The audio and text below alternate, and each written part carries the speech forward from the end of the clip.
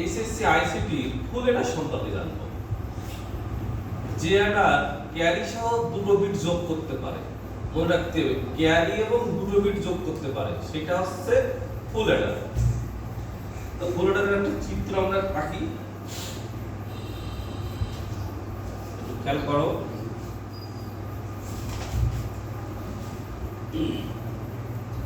আমরা তিনটা ইনপুট নিলাম আগে, এ বি সি আই। এখন একটা XOR গেট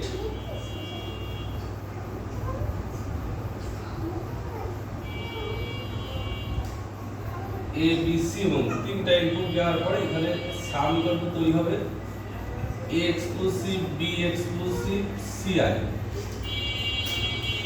এবার ক্যারি যেটা তিনটা অ্যান্ড নিতে হবে, একটা দুইটা তিনটা। এটা হচ্ছে A B B C C A by A C যাই বলো, এখানে এ বি, এখানে বি সি,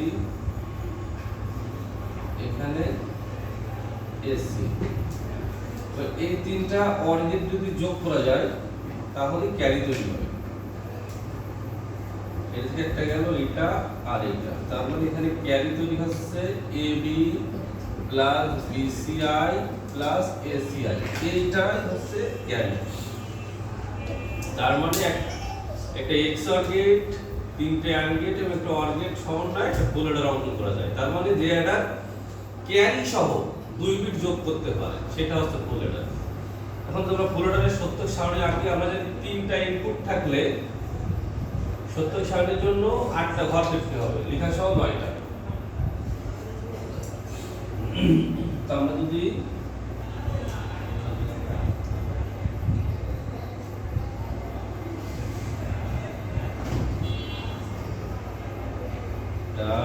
দুইটা তিনটা চারটা পাঁচটা ছয়টা সাতটা আটটা। এখন এই একটা ইনপুট, এই একটা ইনপুট, এই একটা ইনপুট, এটা সাম, এটা carry, A B C I, এটা সাম, এটা ক্যারি। নিয়ম হচ্ছে 8টা ইনপুট থাকলে আমরা আগে শিখেছি 4টা 0, 4টা 1, 2 3 4। মানে একটা ঘর কম হয়ে গেছে, একটা ঘর দিতে হবে।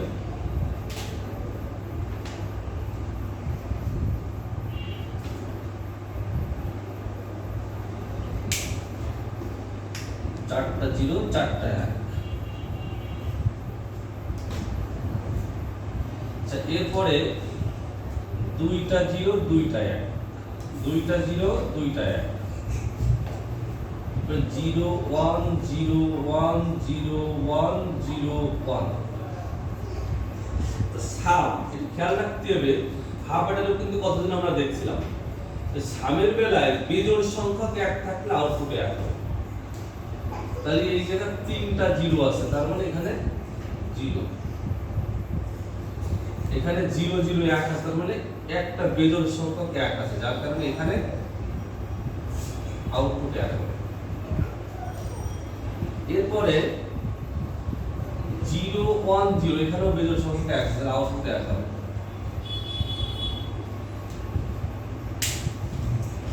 এইখানে জোড় সংখ্যা 1 আছে, আউটপুট 0 হবে। খেয়াল করে দেখো, এখানে 1 1 দুইটা 1 আছে, যার কারণে কিন্তু আউটপুট 0 হয়ে যাবে। এখানে বিজোড় সংখ্যা 1 আছে, তার মানে আউটপুটে এখানে 1 হবে।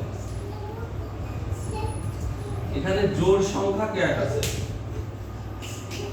আউটপুট 0। এখানেও জোড় সংখ্যা দুটো 1 আছে, আউটপুট 0। এখানে তিনটে 1 আছে, তার মানে বিজোড় সংখ্যা 1 আছে, তাহলে এখানে আউটপুট 1 হবে। আচ্ছা, এইভাবে কিন্তু আমরা যে কোনো ফুল অ্যাডারের সাম বের করতে পারবো। মনে রাখতে হবে ফুল অ্যাডারের ক্ষেত্রে একটা 1 থাকলে আউটপুট 1, একটা বলতে বিজোড় সংখ্যক 1 থাকলে, আর জোড় সংখ্যক 1 থাকলে আউটপুট 0। এরপরে ক্যারির বেলায় ঠিক সামের উল্টো, জোড় সংখ্যা এক যেখানে থাকবে সেখানে আউটপুটে আসবে। তাহলে খেয়াল করে দেখো তোমরা, আমাদের প্রথমে তিনটা জিরো, তার মানে এখানেও জিরো, একটা এক, এখানে জিরো, এখানেও একটা এক, এখানেও জিরো, এখানে দেখো দুটো এক আছে, তার মানে জোড় সংখ্যক এক আছে, এখানে আউটপুটে আসবে। এখানে বেজোড় সংখ্যক এক আছে, আউটপুট জিরো। জোড় সংখ্যক এক আছে, আউটপুট এক। জোড় সংখ্যক এক আছে, আউটপুট এক। আচ্ছা, তিনটে এক, যেখানে তিনটে এক আছে সেখানে বেজোড়ও আছে আবার জোড়ও আছে, যার কারণে এখানেও এক হবে। তাহলে মাথায় রাখতে হবে এখানে বিজোড়, এখানে জোড়।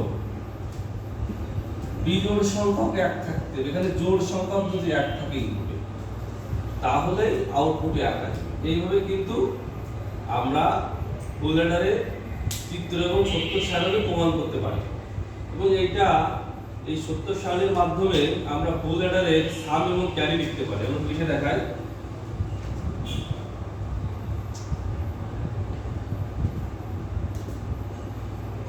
সত্য সারণী বলবো এটা, আর সত্য সারণীর সাম যদি আমাদের লিখতে হয় তাহলে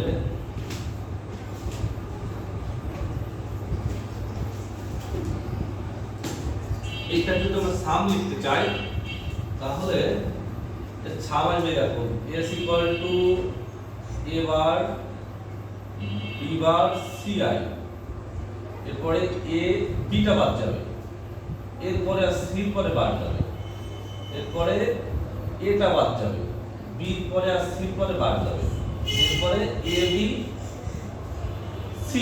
তাহলে খেয়াল করে দেখো, এইখানে যে সত্য সারণী লিখছিলাম সেই অনুযায়ী সামটা আমার চলে আসছে। এবার যদি ক্যারিটা লিখি, এরপরে বার, এরপরে বি পরে বার, এরপরে সি পরে বার, লাস্টেরটাই কোনো বার নাই। তাহলে খেয়াল রাখতে হবে সত্য সারণী অনুযায়ী হোল অ্যাডারের সামটা হচ্ছে A bar B bar C I, সিটা বাদ যাবে, তারপরে বিটা বাদ, তারপরে এ বার এটা বাদ, লাস্টে কোনো বাদ নাই। আর ক্যারির ক্ষেত্রে প্রথমে এর পরে বার, তারপরে বি পরে বার, তারপরে সি পরে বার, লাস্টে বার নেই। এবং এই দুটো প্রমাণ করলে এইটাই আমরা ফিরে পাবো। দেখি আমরা প্রমাণ করে যে কোনো একটা। আমরা যদি এখন সামটা প্রমাণ করি,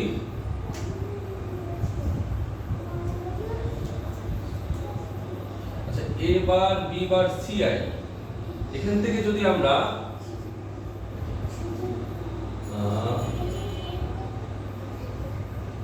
এবার কমন নিই তাহলে বি বার সি আই, তারপরে বি সি আই উপরে বার। এখান থেকে যদি আমরা এ কমন নিই, B bar C bar B C I, এটা পাওয়া যাবে। এখন এটা সূত্র কি? বি এক্সক্লুসিভ সি আই, এটা সূত্র কি? এটা হচ্ছে হাফ এক্স অর গেট, মনে রাখতে হবে। এটা হচ্ছে